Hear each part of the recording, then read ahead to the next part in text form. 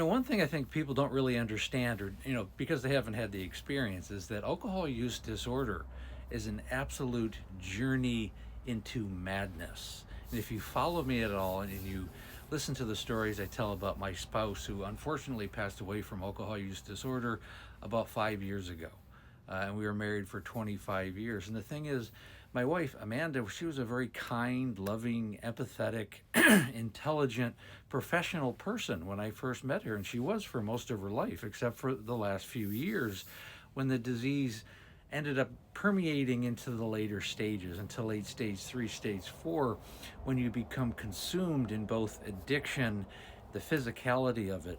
It becomes part of your identity.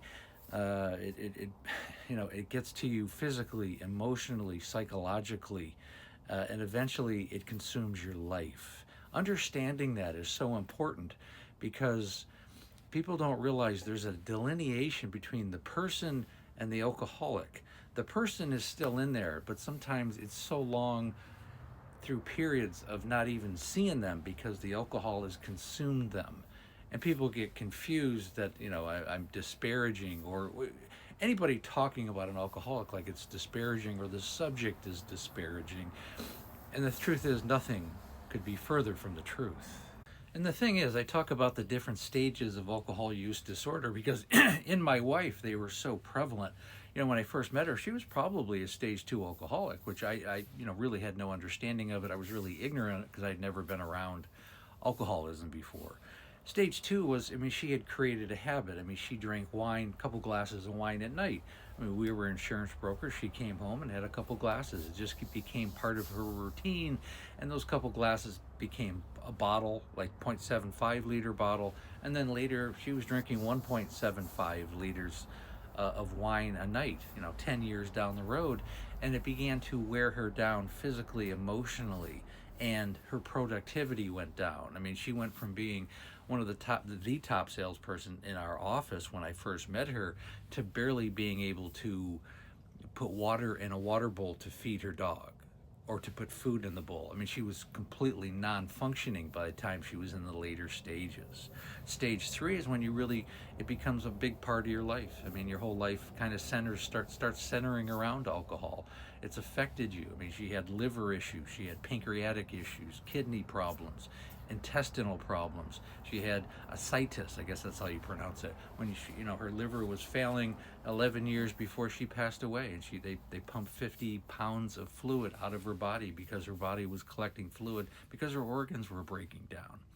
And I think at the end, I didn't realize it at the time, she also had what's called Wernicke-Korsakoff, which is a form of alcohol dementia. It's a B1 deficiency because your diet is atrocious, and if your diet is mostly alcohol, it will physically shrink your brain. These are things that alcoholics have to look forward to. These are things that the families of the alcoholics have to look forward to, because you can take a dynamic, intelligent, loving human being and turn them into essentially a bumbling idiot. That's really what they become. They become a non-functioning human being that has placed themselves in harm's way and everyone in their life in harm's way. And you might say, well, why are they doing this? Why are they drinking? Let's talk about that on the next step. And I've dissected why Amanda drank many times, in understanding that a couple things. Most of us who do become alcoholics, most people who do, so much of it is their family culture growing up. If you grow up in an environment where drinking has been normalized, your parents did, grandparents, family, siblings, cousins, and friends, and it's just normalized. The activities kind of center around alcohol, or if there are activities, there's always alcohol involved. That's a big part of it. We become the environment that we grow up in. There's also a genetic component to it. ADH1B and ALDH2 on a chromosomal level can give someone a predisposition to becoming an alcoholic. Now you mix that with family culture, that actually equates to more than 50% of the reasons why people become alcoholics later on. There's also studies, the earlier somebody starts when they're 12, 13, 14 years old, before 15, there's like an 80-85% chance that they are going to have some issue with alcohol or other addiction when they get older into adulthood, usually in their 20s. It doesn't take too long. These are big issues, the reasons why people drink. And then specifically in Amanda's case, I mean, she had trauma when she was about 16. And I met her 14 years after this. I met her when she was 30, and she was still crying on my chest about it. I mean, she was pretty much shunned from the family. She had had a boyfriend that was a little bit older, and they broke up her boyfriend and they sent her away to an all-girls school, and it really crushed her. I mean, there's some other things that went on. You're going to have to read the book for that. But I mean, these are things that set her down this path.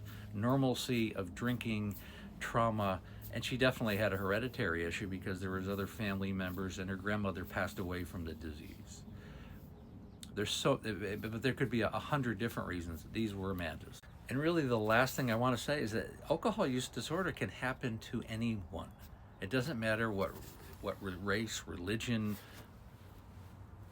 your background, rich, poor, somewhere in between, where you grew up. It really doesn't matter.